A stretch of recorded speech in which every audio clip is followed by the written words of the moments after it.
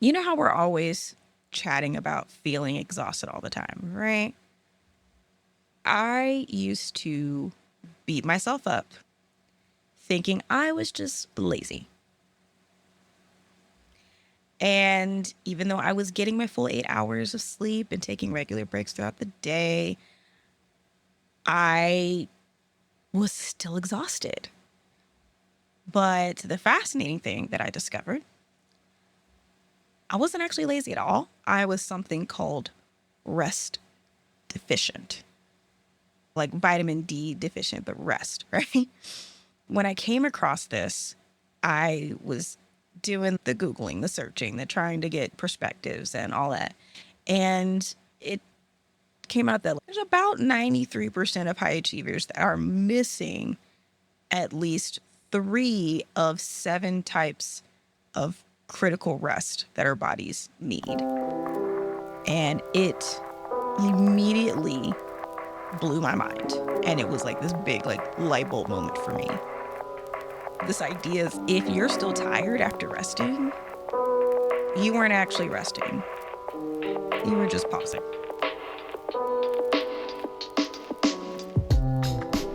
You're listening to Healing in Hindsight, your no BS guide to unadulterated wellness.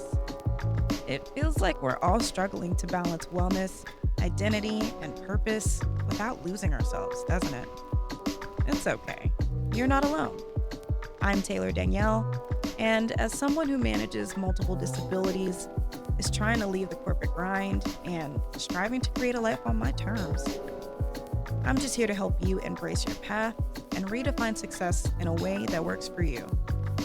If that sounds like your vibe, join me for conversations and insights to remind you your journey is yours, exactly as it should be. Now, the 7 types of rest and why sleep isn't enough is because sleep is only one of them. Physical rest, pretty self-explanatory. That's the one where sleep is one of them, along with movement recovery. When I think movement recovery, I think like stretching, things like that. There's emotional rest, which provides you space from people pleasing or overgiving. Then there is sensory rest, which is reducing noise, screens, and stimulation. There's mental rest, stepping away from overthinking. I think I said that one already. There's creative rest, which is restoring inspiration. And then social rest, being around energizing people versus draining people, which that's one that I recognize. I can recognize that rest within myself because I've often said I'm energized and inspired by people. That one I get. Then spiritual rest, which is connecting to something bigger than yourself. It's been really interesting crawling into bed, absolutely exhausted, hoping that sleep is just going to make it all better. It's going to make it all go away. And those 8 hours will somehow magically reset your system. And if you're not the greatest sleeper like myself, you only wake up feeling like you barely closed your eyes and possibly fall back asleep and then oversleep. That frustrating experience happens because physical rest, which we said like sleep, it's just one piece of this much bigger puzzle that makes up our overall well-being. These 6 other types are equally important because they're types of restoration that we're probably not giving enough attention to. It's if you are really hungry but decided to take a nap instead of eating, it just simply doesn't address what your body is actually craving. Not to say that I haven't done that a time or two, but I think our modern world has somehow convinced us that rest is this one-dimensional thing, when in reality, it's this very rich, eclectic tapestry of different experiences that nourish different parts of who we are as humans. These 7 types of rest that might be missing in our lives, as listed, they go beyond the physical rest that we all recognize. And to go a little bit deeper into them, the concept of mental rest is actually giving your brain permission to stop that endless cycle of planning and problem solving that follows you everywhere. You might need mental rest if you find yourself lying awake at night with thoughts racing through your head, or if you struggle to focus on conversations because your mind keeps wandering to your to-do list. Hello, ADHD. Then I think what flows right into that is emotional rest, where you create some space away from all that people pleasing, emotional labor that silently drains you and the batteries throughout each interaction that you have. This might look like being cautious with people who constantly need your support, or taking time to process your own feelings rather than always attending to others. This type of rest I feel we all have, but do you ever feel overwhelmed by screens, notifications, and just the constant noise of modern life? That most likely is a sign you're desperately needing some sensory rest. And I think that one's picked up a lot for people. I'm just overstimulated, sensory overload kind of thing. But sensory rest is a chance for your actual senses to experience the relief of less stimulation for a while. I like to think of like deprivation chambers. I've never done one myself where everything is completely cut off, but I definitely like to center of my eyes. I definitely will go sit in the dark. I'll go sit in the closet just to shut that away. And even then my ears are ringing because there's not a lot of noise. I definitely want to try a sensory deprivation chamber at some point. Well, we said sensory rest, social rest.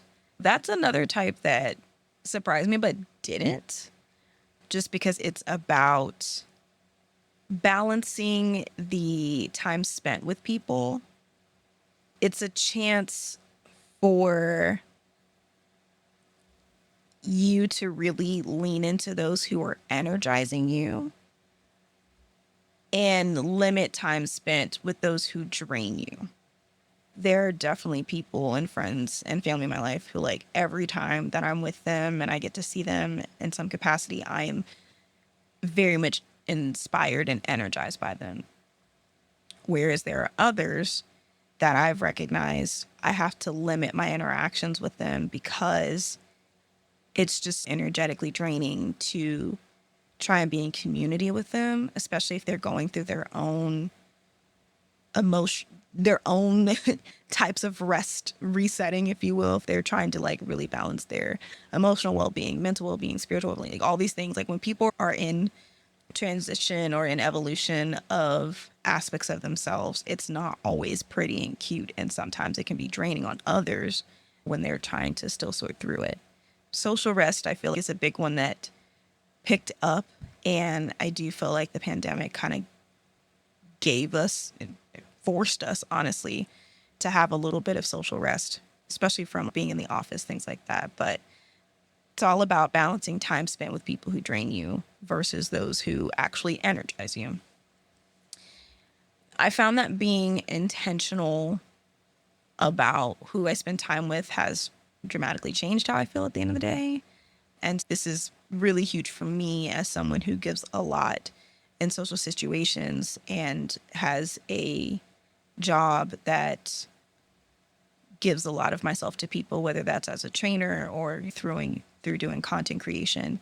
Especially as a trainer, though, I'm always facilitating, always having to navigate and find balance with giving people an energized version of myself versus when it's not necessarily because it's because of my work. I get to be quiet, I get to be still. But oftentimes when I have training classes, I will spend a day or two just in complete silence as much as possible, just because it can be draining. And I remember training being like, wait, it really is draining? I'm like, yes, because you're having to not only manage personalities, but you're having to engage people. And most of the training that I do is virtual. You don't have the same proximity and ways to read people's body signs and if they're actually engaged or not, things like that. And there's just aspects of helping people learn something that sometimes in person provides. Let's see, that leaves us with creative rest. Creative rest involves following yourself, or allowing yourself rather, to appreciate beauty and inspiration without always feeling the pressure to produce something. This makes me think of the book The Artist's Way. Still one that I am going to be reading. I have a very extensive book list this year. I'm going to be doing a lot more reading. But what I like about The Artist's Way is that there are two exercises that the author talks about doing. And that's morning pages, which is a stream of conscious, just to let your mind free flow. And I often forget how powerful a stream of conscious can be. And then there are artist dates that you take with yourself. Something that is creatively inspiring as a date. So going to a museum, going to see a show, going to a class, but you're doing this by yourself. I really like creative rest because I never really considered that as something that was needed. But as a creative, I can understand it. Some other ways of creative rest could be as simple as taking a walk in nature, visiting an art gallery, or even just sitting by a window and watching the clouds drift overhead. Sometimes I just like to sit in the sun. Yeah, creative rest is one I definitely need to work into my non-negotiable habits at some point. And then lastly is spiritual rest. And that one is, I think, pretty self-explanatory, but it's that deep connection to something larger than ourselves.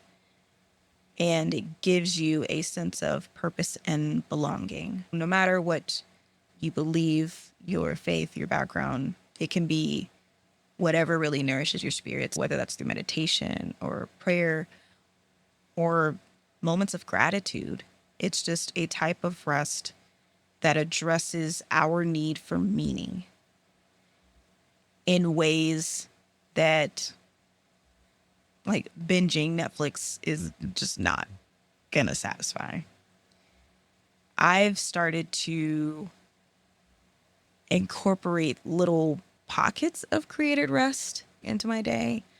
I have my yarn and crochet needles nearby. I actually have a little shelf here where that's all there. I can crochet and let my mind wander without judgment, just doing the same kind of movement over and over, but it's creating something still. Something is coming forth out of that effort.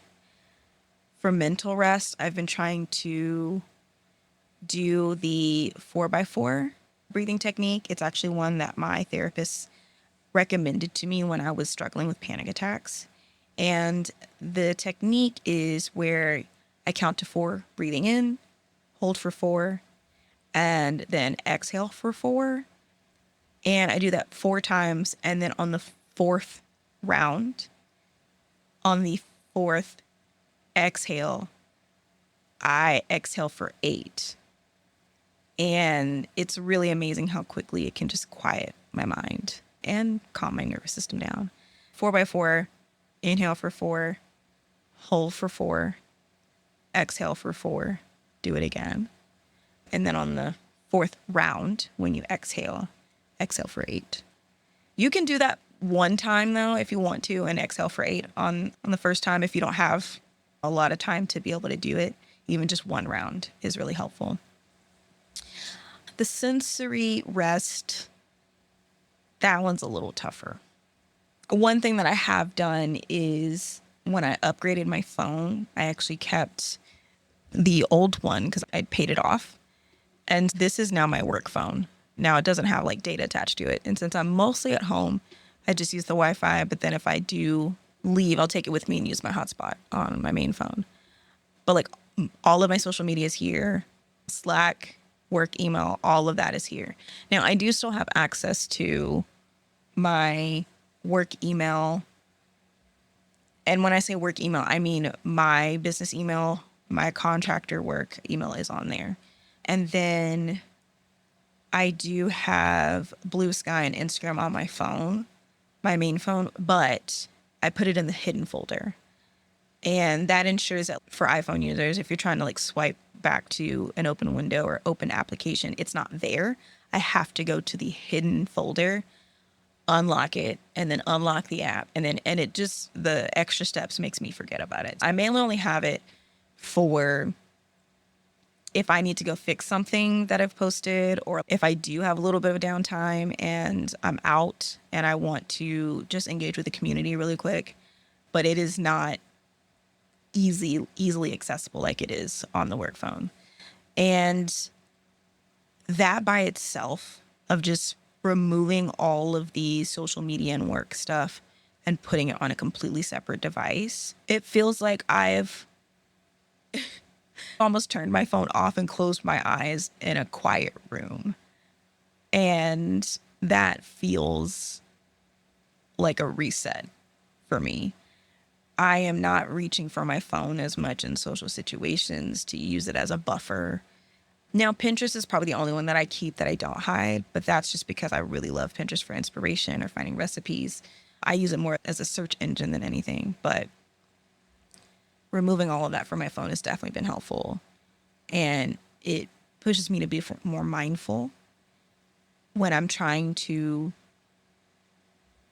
either when I overstimulate myself or when I'm numbing out by aimlessly scrolling, things like that. That one is huge for me. It's huge. And it is hard because when you do a lot of the work now, whether, you're working for a company or for yourself, requires some aspect of social media. It's how we're communicating across the world with everything that's going on, how we entertain, all of that. And I felt like separating it reminded me that there's more to my life than that. And I actually got it from a streamer friend during TwitchCon who she was sharing that since she is a cosplayer full time and she has a family, she's married with a beautiful daughter, but she has two separate phones because she does not want to be inundated with all the social things. And actually her partner will read through and respond to comments and stuff. She usually posts them and keeps it moving. And that's where I got the idea from. And I was like, that is so smart. And I love that because then it makes me really intentional about when I do engage with any type of social media. And I'm very intentional about what I engage with. I also do try to do a sweep every now and then of either muting if I just want to support that creator, but it's not content for me, or unfollowing anything that is providing a skewed view of myself or the world around me that isn't healthy. This whole concept of it's like an audit. It's like a rest audit. It's completely transformed how I think about managing my energy throughout the day. The rest audit is identifying what you actually need. To break it down, it's step one. You track when you feel the most drained. And then two, you match it to a type of rest that you're missing. Then three, you choose one rest focus action for the next week. And I feel that has really made things easier. And it sounds really stiff, but it's not. And it's just because it's being explained out. But when you're doing it in real time and you get used to listening to your body and listening to your mind and your spirit of what you need, it starts to become a lot louder and clearer what you need. Me and my husband, a lot of times we check in with each other every morning. We're like, hey, how are you feeling? Do you need anything from me? And when we are having a low energy day, it is something that I'm actively trying to do in response to him is thinking of these different types of rest.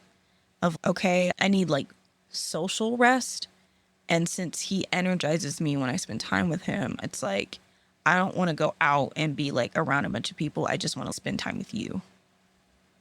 And some of these things can overlap because at the same time that if we decide to play a game together, or maybe we decide to lay in bed and watch TV or something, or he'll be reading and I'll be crocheting. Like sometimes it aids in the other aspects. Like sometimes he'll read to me and that actually helps my mental rest and my physical rest because I typically fall asleep. And I usually feel really good when I fall asleep that way. I don't feel as abrupt or I'm not fighting because I'm solely focused on his voice and listening. And the next thing I know, I'm asleep, which I used to really feel weird about the whole read me a bedtime story thing because I don't get it. I didn't get it. Now I do of like when it's someone who, especially you care about and is reading something that soothes you, like it's something about it. Try it. It's a thing. We talked about all those different forms of rest, and you can do this audit to see what types of rest you're needing, what could be triggering the need for that. I think for me, because remember, all of this that I'm sharing with you guys are things that I've been thinking through, researching, and trying to implement in real time. I do not have this down perfectly. These are just me using my trainer brain and skills to synthesize it down into something actionable, because I understand it's great to research and it's great to understand and it's great to reflect. But if you have no way to, what do I do next? It's kind of hard. With that, incorporating rest into your daily life, it doesn't need to wait until you burn out. It should be a part of your routine. I did talk in another episode about self-care that shouldn't feel like a task. It should be non-negotiable habits, things that have to happen. But there are small ways to integrate rest in 5 to 10 minutes a day. What I've come to realize through my own self-reflective journey is that most of us have become experts at scheduling our work commitments, but rarely apply that same level of energy and intentionality to planning the various types of rest that we desperately need.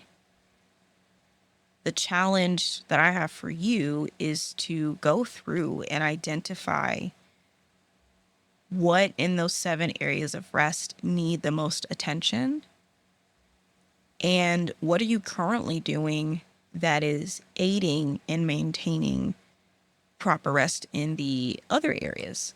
Like, for example, I might be getting my 8 hours of sleep, right? But I realize that I'm like, my mind's racing. I have very active dreams sometimes. Okay, that might mean that mentally and spiritually something's going on. Let me lean into that. Because it's not that I'm physically tired, I realize. It's that because of the mental strain, it's like I'm translating that as physical exhaustion, but it's not, right? I want to acknowledge still that I'm getting my 8 hours of sleep. And I think that those small wins are important to do as well. Just a reminder, 7 types of rest: physical rest, mental rest, emotional rest, sensory rest, creative rest, social rest, and spiritual rest. Seven. Okay. Yeah. Seven areas of rest to really go through. I would definitely do a rest audit. It can be a rest audit, like a quick one right in the moment, or do a full dive, do a full rest audit on all 7. Again, we're great at planning our work, but terrible at planning our rest. And maybe this is just the time to take a moment to just check in with yourself and see which areas feel most depleted for you today. What kind of rest do you need the most right now? Check in to identify what kind of rest you need and take steps to address it, whether that's in a few minutes or if it's something that's going to require a little bit more effort. But you can always get rest in the immediate moment, even if that just means going for a 5-minute walk. I challenge everyone to do the rest audit. It's a great way to understand which areas of rest need your biggest attention, and share it with me. Tag @Healing and Hindsight of what area of rest you are going to be focusing on this week.